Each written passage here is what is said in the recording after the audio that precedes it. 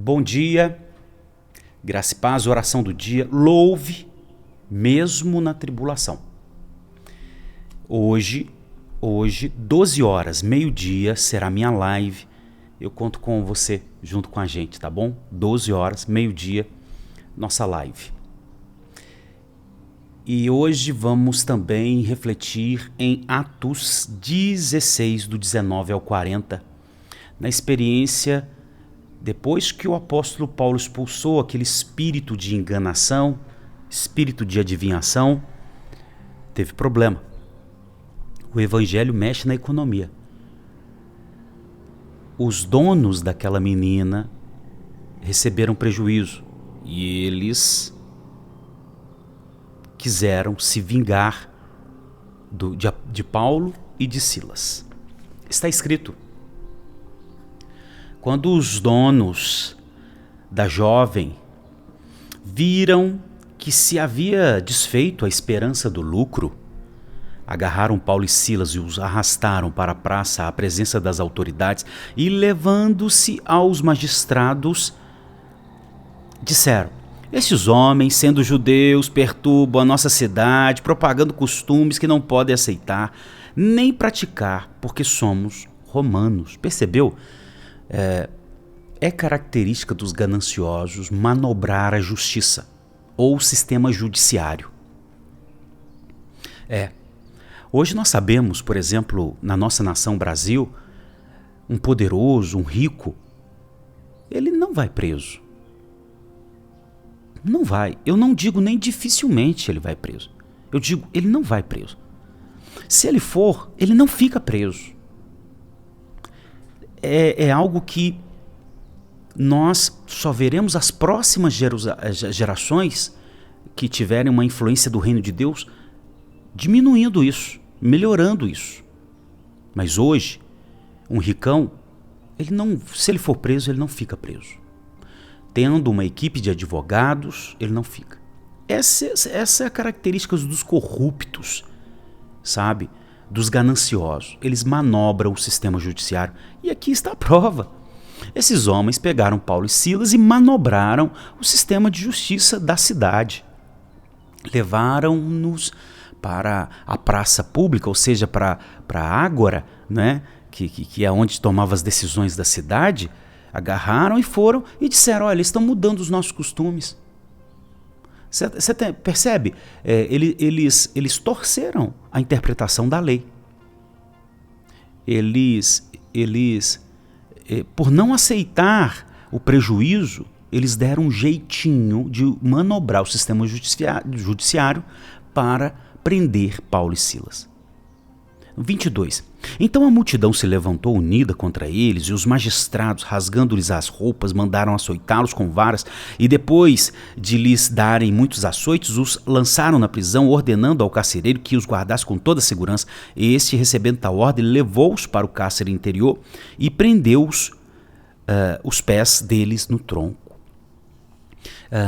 Aqueles homens conseguiram, olha só, isso foi uma manobra no judiciário e também uma manobra política, porque eles mobilizaram a Assembleia para se revoltarem contra Paulo e Silas, certamente provocaram um preconceito que já tinha ali entre os filipenses, não é? É porque judeu, nós somos romanos, nós nos sentimos superiores. Você está entendendo? Olha também a jogada política desses dois gananciosos. O que a gente vê aqui? A gente vê negociantes, empresários gananciosos. Nós vemos um sistema de justiça corrompido e nós vemos manipulação política para manobrar uma multidão. Tá vendo? Isso tudo a gente vê até hoje. Até hoje. E Paulo e Silas foram presos injustamente. Mas uma coisa aconteceu e você vai entender que foi o exagero, foi o erro fatal desses magistrados. No versículo 25 diz: por volta da meia-noite, Paulo e Silas oravam e cantavam louvores. E os demais companheiros de prisão escutavam. De repente sobreveio o tamanho terremoto que sacudiu os alicerces da prisão, todas as portas se abriram e as correntes de todos os presos se soltaram. Meia-noite, depois de ter sido espancado, esses homens estavam fadigados, era para que eles estivessem dormindo, descansando do espancamento. E eles estavam dormindo? Não. Eles estavam orando e cantando. Eles estavam louvando mesmo na tribulação. Eu acredito que aqui vale um aprendizado importante para a gente. Nós não podemos nos dar por vencido diante da tribulação. Nós precisamos entender que Deus está no controle de todas as coisas. E o resultado dessa confiança que Deus está no controle de todas as coisas é a nossa oração e louvor a Ele. Entende? Eu acredito que uma pessoa na tribulação só consegue orar e louvar se ele de fato crê que Deus está conduzindo a história. Agora, aquele que se diz cristão e tem dúvida, ele não consegue orar e louvar. Como que está você? Como que está você? Como que está a sua fé? Porque essa oração e louvor veio da fé, da confiança que Deus está no controle de todas as coisas. É importante, guarde isso. Aqui temos um aprendizado maravilhoso com esses missionários, com os apóstolos. 27. O carcereiro despertou do sono e, vendo aberto as portas da prisão, puxando a espada, ia suicidar-se. Pois pensou que os presos tinham fugido. Para ele era mais honroso se suicidar do que passar a vergonha diante de toda a cidade que os presos fugiram. A gente tem uns conceitos estranhos, né? Veja, o romano preferia morrer do que enfrentar a vergonha. Que coisa, não? 28, mas Paulo gritou bem alto: não faça nenhum mal a si mesmo, estamos todos aqui. Então o carcereiro, tendo pedido uma luz, entrou correndo e trêmulo, prostou-se diante de Paulo e Silas. Depois, trazendo-os para fora, e disse: Senhor, que devo fazer para que eu seja salvo? Eles responderam: creia no Senhor Jesus Cristo. Creia no Senhor Jesus e você será salvo. Você e toda a sua casa. Preste atenção. Gente, a gente tem que entender o contexto aqui. O contexto é romano, é cultura romana, é uma cidade europeia, é Filipos, que tem cultura romana, que está debaixo da lei romana, tem privilégios romanos. E para o romano, o que ele entendia? Ele entendia que o líder da casa conduzia toda a família para a religião dele. O que Paulo está dizendo? Olha, crê no Senhor Jesus Cristo e você vai se converter. E através da sua conversão, toda a sua família vem junto. É isso.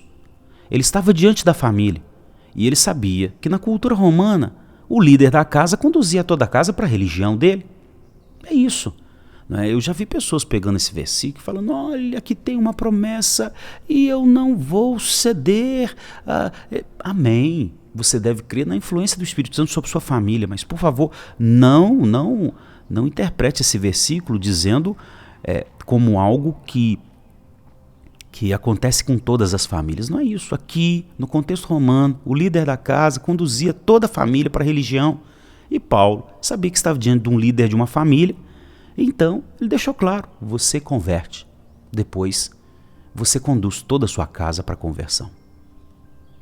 E foi isso que aconteceu. 32. E pregaram a palavra de Deus ao carcereiro e a todos que faziam parte da casa dele. Tá vendo? Casa dele, família, foi lá. Naquela mesma hora da noite, e só pôde entrar na casa da família porque o líder da família permitiu. 32, naquela mesma hora da noite, cuidando deles, lavou-lhes as feridas, os açoites. Logo a seguir, ele e todos os membros da casa dele foram batizados. Olha, o carcereiro ainda cuidou deles, se alimentou com os missionários e depois foi batizado por eles. Isso, pelo que percebe-se, na mesma noite. Tudo acontecendo de madrugada. Tudo acontecendo de madrugada. 34. Então, levando-os para a sua própria casa, deu-lhes de comer e com todos os seus manifestava grande alegria por ter crido em Jesus. crida em Deus. Aleluia. E aí chega o versículo 35. Quando amanheceu, os magistrados enviaram oficiais da justiça com a seguinte ordem para o carcereiro: põe aqueles homens em liberdade. Então o carcereiro comunicou isso a Paulo, dizendo: os magistrados ordenaram que vocês fossem postos em liberdade. Portanto, vocês podem sair, vão em paz. Paulo, porém, disse: sem ter havido processo formal contra nós, nos açoitaram publicamente, nos jogaram na cadeia, sendo nós cidadãos romanos. Querem agora nos mandar embora sem o maior alarde? Esses homens cometeram injustiça. Não. A injustiça não pode prevalecer. Ele continua: nada disso, pelo contrário, que eles venham e pessoalmente nos põem em liberdade. Os oficiais de justiça comunicaram isso aos magistrados. Quando esses souberam que Paulo e Silas eram cidadãos romanos, ficaram com medo. Por quê, pastor? Porque na cultura romana, cidadão romano não podia ser açoitado sem processo formal. Principalmente em Filipos, cidade que se vangloriava da cultura romana, da lei romana. Isso daria muita dor de cabeça para esses magistrados, muita.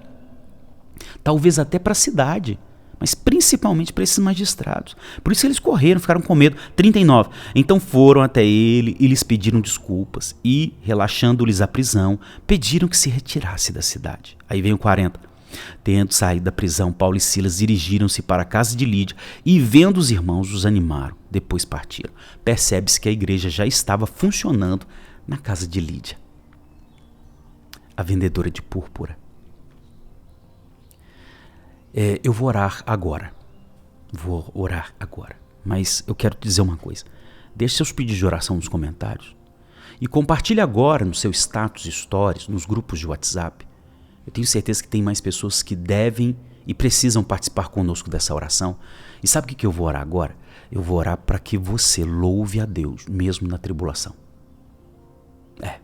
Vou orar para que você louve a Deus, mesmo na tribulação. Não só você, mas para os seus familiares que você vai compartilhar, seus amigos. Combinado? Primeira vez, se inscreva. Amém? E deixa o joinha para a gente aumentar o alcance nessa plataforma. Vamos orar. Senhor Deus, nós temos um aprendizado com a experiência desses missionários apóstolos, tão maravilhosa, Senhor.